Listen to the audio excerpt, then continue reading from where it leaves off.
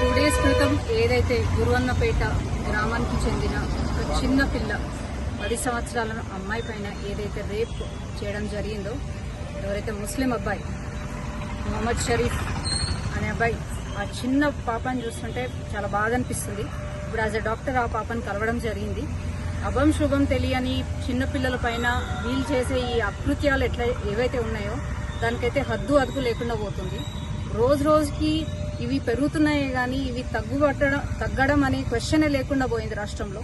మన ప్రభుత్వం వచ్చిన కాడి నుంచి డైలీ మనం న్యూస్ పేపర్సే కానీ ఏది ఓపెన్ చేసినా పిల్లల పైన మహిళల పైన జరుగుతున్నాయి, ఇప్పటికీ జరుగుతూనే ఉన్నాయి.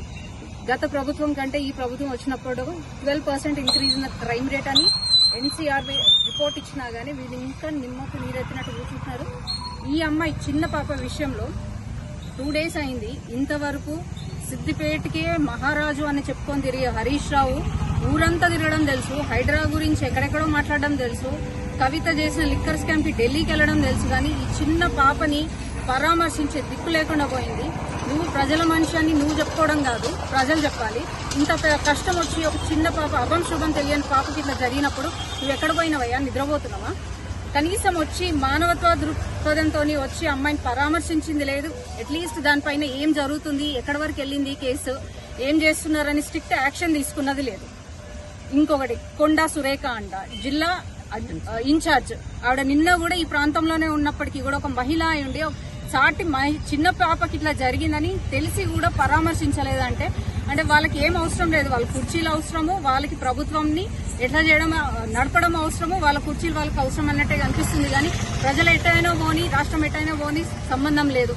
పిల్లల పైన మహిళల పైన రోజు రోజుకి అఘాయిత్యాలు పెరుగుతూనే ఉన్నాయి. ఇమీడియట్ గా ఒకరికి ఇద్దరికి శిక్ష పడాలి. పాక్సో కింద ఆల్రెడీ బుక్ అయినప్పటికీ వాడికి ఉరి శిక్ష పడాలి. ఒక్కడికి ఉరి శిక్ష పడితే మిగతా వాళ్ళకి గుణపాఠం అవుతుంది. అది ఇంకొకసారి మహిళల పైన చిన్న పిల్లల పైన టచ్ చేయాలంటే వణికే విధంగా మీరు ప్రభుత్వం చర్యలు తీసుకోవాలి. చర్యలు తీసుకునే విధంగా భారతీయ జనతా పార్టీ మహిళా మోర్చా కూడా కదం తొక్కుతుందని ఈ సందర్భంగా నేను మీకు అందరికి తెలియజేస్తున్నాను. ఎట్టి పరిస్థితుల్లో అమ్మాయికి న్యాయం జరగాలి, వాడికి శిక్ష పడాలి. వాళ్ళు ఎంత ఇప్పుడు కొంతమందితో మాట్లాడడం జరిగింది. వాళ్ళు ఎట్లా చెప్తున్నారు అంటే వాళ్ళ ఫాదర్ కూడా వచ్చేసి ఎంత అవుతుందో అంత పడేస్తాము, పోయి ట్రీట్మెంట్ చేసుకోండి అని మాట్లాడుతున్నారు. అంటే అంత నిర్లక్ష్యం అని మీకు పిల్లలు మహిళలు అంటే అంత చిన్న చూపుగా కనిపిస్తున్నారు. మీరు ఏమైనా చేసి వెళ్ళిపోతారు, మేము మాత్రం అది చూస్తూ ఊరుకుంటాం అనుకున్నారు. ఖబర్దార్ పిచ్చి పిచ్చిగా మాట్లాడి పిచ్చి పిచ్చిగా చేస్తా అని మీరు ఆలోచిస్తే మాత్రం భారతీయ జనతా పార్టీ మహిళా మోర్చా ఊరుకునేది లేదు. నిన్నటి నుంచి భారతీయ జనతా పార్టీ మహిళల్లో వచ్చి ఇక్కడ పరామర్శించడమే గాని ఆ అమ్మాయి బాగుందా లేదా అని తెలుసుకోవడమే గాని మీ ప్రభుత్వం ఏం చేసింది?